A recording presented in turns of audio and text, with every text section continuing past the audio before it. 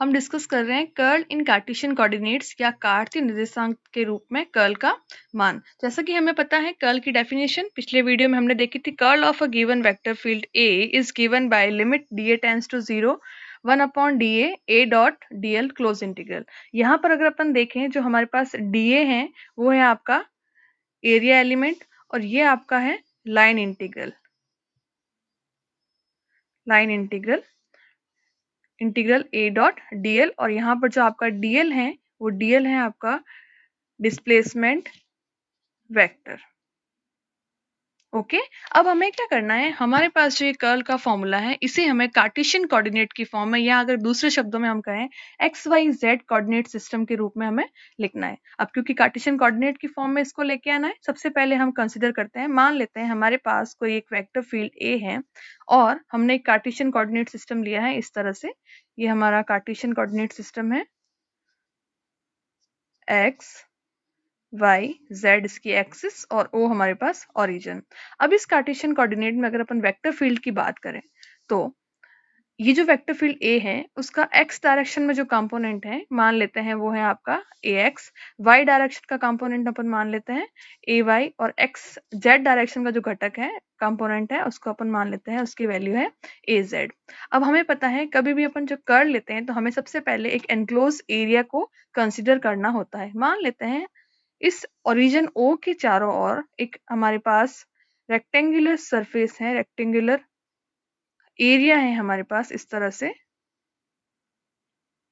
ये मान लिया मैंने हमारे पास कोई रेक्टेंगुलर एरिया है इस तरह से। ये एरिया आपका है डीए। ओके, मान लेते हैं जो एरिया है डीए है और यहाँ पर ये जो आपकी साइड्स हैं मान लेते हैं ये साइड जो है आपकी डीएक्स है और ये जो साइड है आपकी वो है आपकी डी वाई। ओके, यहाँ तक ही है ये डी वाई, ये साइड आपकी हो गई डी वाई यहाँ से यहाँ तक। ओके, यहाँ पर अगर अपन एरिया की वैल्यू देखें एक्स वाई जेड कोऑर्डिनेट के फॉर्म में तो ये क्या हो जाएगा, एरिया आपका, area of the rectangle is equal to लंबाई इंटू चौड़ाई, लेंथ इंटू ब्रेथ। तो यहाँ से अगर अपन देखें तो ये आपका dx dy। तो एक काम तो हमारा हो गया कि हमने जो dA लिया था उसको अपन ने x और y कोऑर्डिनेट में लिख दिया dx dy। अब हमारे पास क्या काम बचा है, हमें इस जो आपका क्लोज इंटीग्रल है a डॉट dl इसे हमें कार्टेशियन कोऑर्डिनेट की फॉर्म में लेकर आना है। उसके लिए हम क्या करते हैं, मान लेते हैं यहाँ पर जो आपका जो एरिया है उसका सर्कुलेशन या परिसंचरण इस तरह से एंटी क्लॉकवाइज डायरेक्शन में है। ठीक है, तो हम क्या करेंगे, सबसे पहले ये जो हमारे पास क्लोज इंटीग्रल है a डॉट dl, मान लेते हैं ये जो आपका एरिया एनक्लोज एरिया है वो इस तरह से है KL MN। तो ये जो आपका क्लोज इंटीग्रल होगा वो कौन से एरिया पर होगा, KL MN। इस एरिया को हम इस तरह से भी लिख सकते हैं, this close area integral equal to K to L, यहाँ अगर अपन देखें K to L A dot dl, ये देखो यहाँ से K to L A dot dl plus L to M A dot dl plus M to N का line integral plus N to K का लाइन इंटीग्रल। तो इसको अपन इस form में लिख रहे हैं L to M A dot dl plus M to N A dot dl plus N to वापस आ जाएगा ये K तक। क्लोज इंटीग्रल है तो हमने ये सारी जो बाउंड्रीज हैं उनके लाइन इंटीग्रल की फॉर्म में इसको लिख दिया है। तो ये आपके पास हो गया A डॉट dl।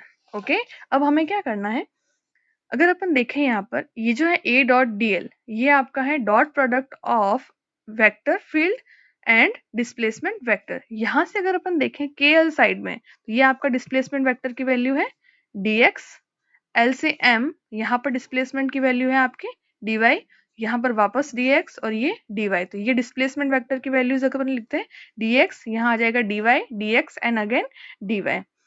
यहाँ पर है आपका dot product a dot dl, अगर इसको अपन सॉल्व करें तो ये हो जाएगा mod of a mod of dl into cos of theta. यहाँ अगर अपन देखें इसका लाइन जो आपका इसका डिस्प्लेसमेंट वेक्टर है उसकी जो डायरेक्शन है और यहाँ पर अगर अपन वेक्टर फील्ड लेंगे उसकी डायरेक्शन अगर सेम होगी तो cos of 0 and cos of 0 equal to 1। तो यहाँ जो सारे डॉट प्रोडक्ट्स हैं वहां पर cos ऑफ 0 आके ये 1 हो जाएगा। ठीक है, अब हम क्या करते हैं, सबसे पहले ये आपकी जो KL साइड है वहां पर अपन बात करते हैं वेक्टर फील्ड कितना होगा, ए की वैल्यू क्या होगी। हाँ, ये हमारे पास एक्स एक्सिस के अलोंग है। एक्स एक्सिस के अलोंग अपने पास जो आपका वेक्टर फील्ड है उसकी वैल्यू है ए एक्स। तो एक बात तो ये हो गई, ये हो गया ए एक्स। अब ये यहाँ से यहाँ तक अगर अपन देखें, यहाँ पर अगर होता तो ये उसकी वैल्यू होती ए एक्स। इसका विस्थापन यहाँ से यहाँ तक, या अगर कहें यहाँ से यहाँ तक इसने अगर दूरी तय करी है तो ये वैल्यू जो वेक्टर फील्ड की होगी वो ए एक्स प्लस समथिंग या ए एक्स माइनस समथिंग। ये यहाँ से यहाँ तक नेगेटिव डायरेक्शन में आ रहा है तो यहाँ पर माइनस होगा। पहले अपन एक बार इसको प्लस करते हैं, इसको मैंने किया प्लस, ठीक है, प्लस यहाँ से इस dx ने y एक्सिस के अलोंग में डिस्टेंस तय करी है तो change in dx along y direction हो जाएगा del ax by del y। क्या करा, change in ax, change in ax along y direction, तो क्या हो जाएगा ax del ax by del y। Okay, कितनी डिस्टेंस इसने तय की है, ये पूरा आपका dy है तो ये आधा क्या हो जाएगा dy बाई 2।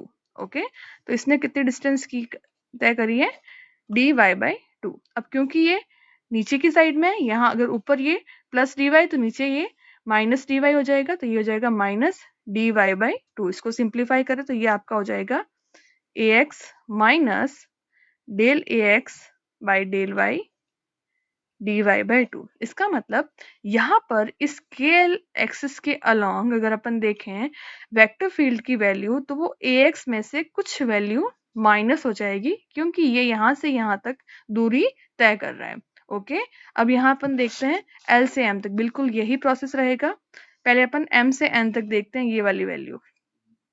यहाँ पर भी क्या रहेगा, ये भी x एक्सिस के अलोंग है लेकिन यहाँ अगर अपन देखें तो इसकी डायरेक्शन इससे अपोजिट है तो यहाँ पर ये ax की वैल्यू आपकी हो जाएगी माइनस ax। ठीक है, साथ में अगर अपन प्लस लगाएं पहले, यहाँ से यहाँ तक ये ax फिर से सेम वही केस है, क्या कर रहा है ax y डायरेक्शन में दूरी तय कर रहा है। ठीक है, तो यहाँ से change in ax along y axis क्या हो जाएगा del ax by del y। अब क्योंकि ये ax माइनस में था तो यहाँ मैं एक माइनस लगा रही हूँ। ठीक है, कितनी दूरी तय करी इसने del y by 2 dy by 2, तो ये आपके हो गया dy बाई 2। ये प्लस में होगा dy बाई 2 क्योंकि ये इधर पॉजिटिव x एक्सिस के y एक्सिस के पॉजिटिव y एक्सिस के थ्रू है। ठीक है, तो ये आपकी वैल्यू क्या हो गई minus ax minus del x by del y dy by 2। अब अपन यहाँ बात करें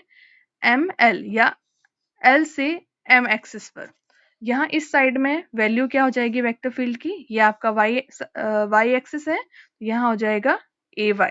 ठीक है, अब ये यहाँ अगर होता तो इसकी वैल्यू होती ay। यहाँ से यहाँ तक दूरी तय करने में जो आपके इसमें चेंज हुआ है वो हो जाएगा डेल ay। दूरी तय करने पर इसके परिणाम में कुछ कमी या कुछ वृद्धि होगी, कितनी होगी del A Y by del A x, क्योंकि यहाँ से यहाँ तक दूरी तय कर रहा है that means change in A y along x axis. तो ये क्या हो जाएगा del A Y by del x. Okay, दूरी कितनी तय कर रहा है, कितनी डिस्टेंस ये कर रहा है, यहाँ से देखें ये पूरी है आपके dx तो इसके आधी क्या हो जाएगी dx बाई 2। अब ये क्योंकि पॉजिटिव एक्स एक्सिस है तो ये प्लस ही लगाया मैंने।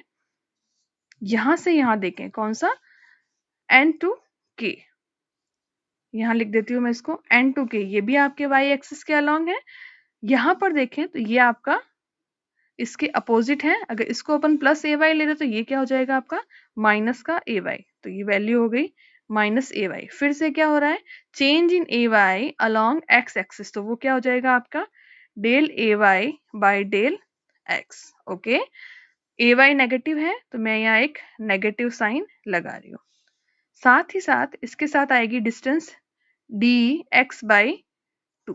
डिस्टेंस कितनी तय करी है इसने डी एक्स बाई 2, क्योंकि ये माइनस एक्स एक्सिस के अलोंग है, ये आपकी पॉजिटिव एक्स एक्सिस और ये आपकी नेगेटिव एक्स एक्सिस, तो यहाँ पर ये एक्स जो है वो भी आपका हो जाएगा माइनस में। तो ये वैल्यू कितनी बचेगी हमारे पास फाइनली माइनस ए वाई, ये माइनस और ये माइनस, फिर से क्या हो गया प्लस, तो ये आपका लास्ट में बचेगा minus A Y N to के,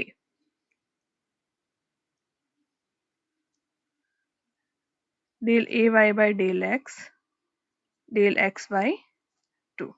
ओके, अब ये सारी जो वैल्यूज हैं ए की वो अपन यहाँ पुट करते हैं और फाइनली इसको सॉल्व करके लिखें तो हमारे पास क्या आ जाएगा, हम इसको इधर कंटिन्यू करते हैं आगे।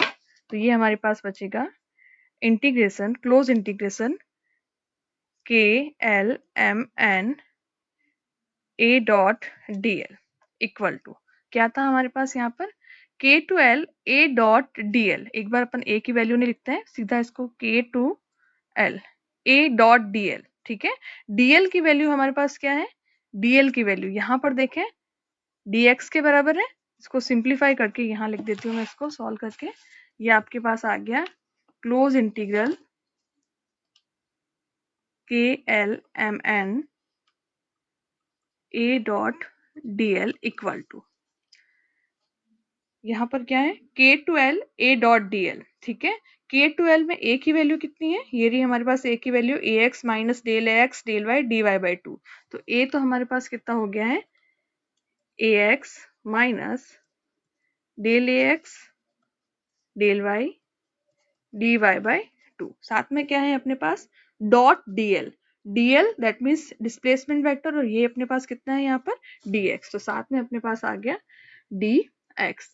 ये डॉट था तो हमने पहले ही डिस्कस किया, a dot b is a b cos theta, यहाँ पर क्योंकि cos थीटा यहाँ पर 0 हो जाएगा तो cos 0 इक्वल टू 1, तो यहाँ पर अपने पास cos 0 होके 1 बच जाएगा। तो ये 1 मल्टीप्लीकेशन में लिखने की जरूरत नहीं है, सीधा सॉल्व होके हमारे पास इंटीग्रेशन की वैल्यू ये बचेगी। प्लस नेक्स्ट हमारे पास क्या है L to M A dot D l, L to M ये रहा हमारे पास L टू M, ये रही हमारे पास वेक्टर फील्ड की वैल्यू, तो ये हम वेक्टर फील्ड की वैल्यू यहाँ डालते हैं तो ये हो जाएगा A Y plus del A Y by del x D x by 2। तो ये रही हमारे पास वेक्टर फील्ड की वैल्यू, साथ में है हमारे पास डॉट डीएल, और ये डीएल की जगह पर हमारे पास यहाँ क्या आ जाएगा डी वाई, तो ये मैंने लिख दिया यहाँ पर डी वाई। इसी तरह से मैं एम टू एन और एन टू के में यहाँ पर ये वैल्यूज रखती हूँ, तो हमारे पास जो लास्ट में बचता है इसको सॉल्व करके लिख रही हूँ, ये रहा हमारे पास एम टू एन, ये रही हमारे पास वैल्यू, इस वैल्यू को मैं लिख देती हूँ, माइनस बाहर आएगा तो माइनस को मैं यहाँ लिख देती हूँ, तो अंदर बचेगा अपने पास A X plus del A x by del Y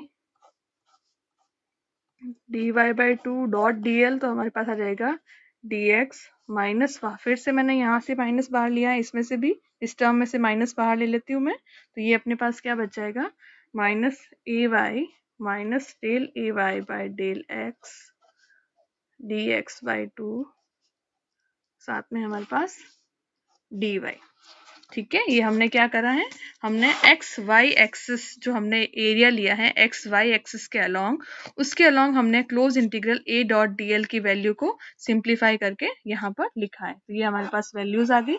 यहाँ से अगर अपन देखें तो बहुत सारी टर्म्स कैंसिल आउट हो रही है, जैसे सब में D x D Y common आ रहा है, यहाँ पर देखें A x D X positive, A x D X negative, ये A x D X cancel out हो गया। नेक्स्ट अपने पास बचता है A Y D Y positive का, A Y D Y negative, तो ये ए वाई डी वाई यहाँ से कैंसिल आउट। ओके, नेक्स्ट अपन देखते हैं minus del A x del y by 2 del A x del y by 2 d x, तो ये वैल्यूज भी यहाँ से कैंसिल आउट हो रही है अपने पास।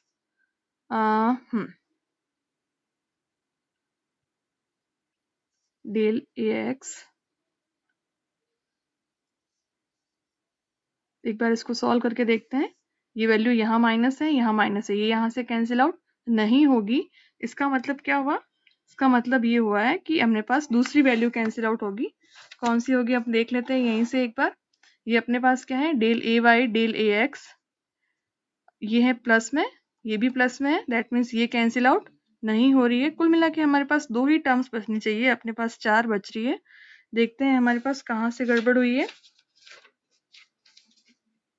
ये अंदर नेगेटिव आएगा, या तो del A y and del A x. Okay, यहाँ से अगर अपन देखें इसको, ये कैंसिल आउट नहीं होगा। अपन ध्यान से जब देखते हैं ये कैंसिल आउट नहीं हो रहा, इसी को सॉल्व करते हैं अपन। तो ये क्या हो जाएगा अपने पास, पहले ये पॉजिटिव वाली वैल्यू लिख देती हूँ मैं।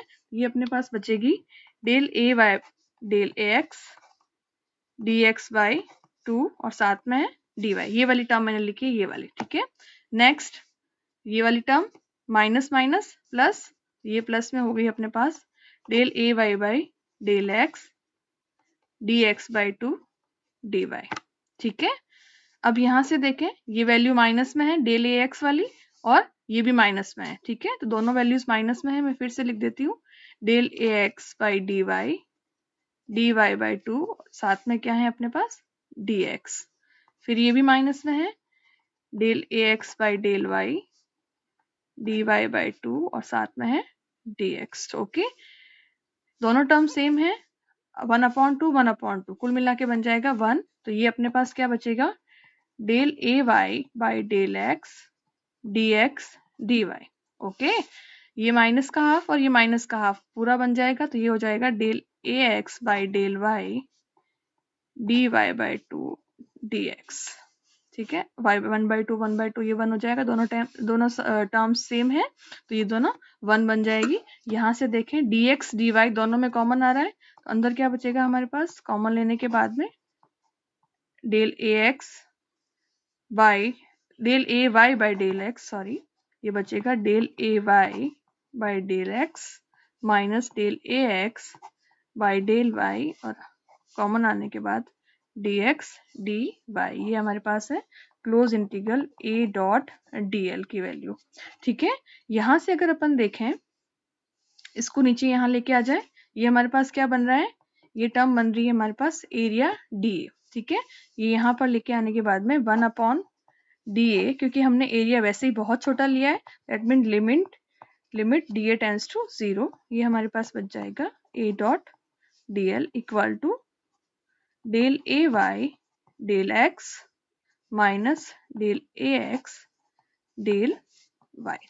ओके, नाउ अब हम क्या कर रहे हैं, ये अगर देखें limit D A tends to 0 1/डी A close integral A dot D L, ये वैल्यू किसकी है कर्ल ऑफ ए। तो ये हमारे पास क्या बच गया कर्ल ऑफ ए, ठीक है। लास्ट वीडियो में हमने डिस्कस किया था कर्ल की जो डायरेक्शन होती है, अगर अपन यहाँ देखें, अगर हमारा एरिया एक्स वाई डायरेक्शन में है तो कर्ल हमेशा इस एरिया के परपेंडिकुलर होता है, दैट मीन्स कर्ल किस डायरेक्शन में होगा जेड डायरेक्शन में। यहाँ हम इसको इस तरह से भी लिख सकते हैं कर्ल ऑफ ए डॉट के कैप, ठीक है। अब हम क्या करेंगे, इस कर्ल की वैल्यू हमने जेड डायरेक्शन में ले ली है, इसको हम एक्स और वाई एक्सिस के अलोंग भी लेंगे, तो इस curl of A along x axis, या इसको अपन कहें curl of A dot i cap, तो वो हो जाएगा आपका del A Z by del y minus del, similarity से लिख रहे हैं हम इसको, बार बार सॉल्व करने की जरूरत नहीं है, curl of A along y axis, तो ये हो जाएगा कर्ल ऑफ ए डॉट, ये हो जाएगा curl of A dot J cap equal to del A x by del Z minus del A Z by del x. Okay, now curl of A can be written as I cap curl of A X plus J cap curl of A Y plus K cap curl of A Z. Okay, यहाँ से अपन ये सारी values यहाँ put कर देते हैं, तो ये अपने पास क्या बचता है I cap curl of A X की वैल्यू रख देंगे यहाँ पर, J cap curl of A Y plus K cap curl of A Z, सारी वैल्यूज मैं यहाँ से लिख रही हूँ। ये रही हमारे पास value del A Y by del x minus del A x by del, ये हमने यहाँ पर कुछ गलत लिखा है, ये हो जाएगा डेल वाई, ये होगा डेल वाई, यहाँ से एरर थी, ये होगा डेल वाई, तो ये A x by del y. इसी तरह से del A Z by del y minus del A Y by del z del A x by del z, ये वाली वैल्यू मैं यहाँ लिख रही हूँ, minus del A Z by del x. ओके, इसको अगर अपन देखें तो ये हमारा मैट्रिक्स फॉर्म में भी लिख सकते हैं हम इसको। कर्ल ऑफ ए, ये जो टर्म है उसी को मैं मैट्रिक्स फॉर्म में लिख रही हूँ, तो वो इस तरह से लिख सकते हैं, i cap j cap k cap del by del x del by del y del by del z A x A y A z. तो यहां से हम क्या कर सकते हैं, कर्ल ऑफ ए का एक्स कंपोनेंट निकाल के देखते हैं अपन। यहां से अगर एक्स कंपोनेंट निकालें तो क्या आ जाएगा आपके, del A Z by del y, देखिए यहाँ पर del A Z by del y minus del A Y by del z. ये वैल्यू यहाँ से अगर देखें ये वापस यही वैल्यू आ रही है, इसका मतलब इसी को अपन इस कर्ल मैट्रिक्स फॉर्म में लिख सकते हैं। ये अगर देखें तो ये क्रॉस मल्टीप्लिकेशन होता है, del cross A. That means curl of A can be written as cross multiplication of del and A, where del is del x, del by del x, del by del y, and del by del z, and A is the A vector field. This is the Cartesian coordinate form of vector field, curl of a vector field. इसका मतलब ये हमारा किसी भी vector field के curl का मान Cartesian coordinate system में इस तरह से हम प्राप्त कर सकते हैं। Thank you.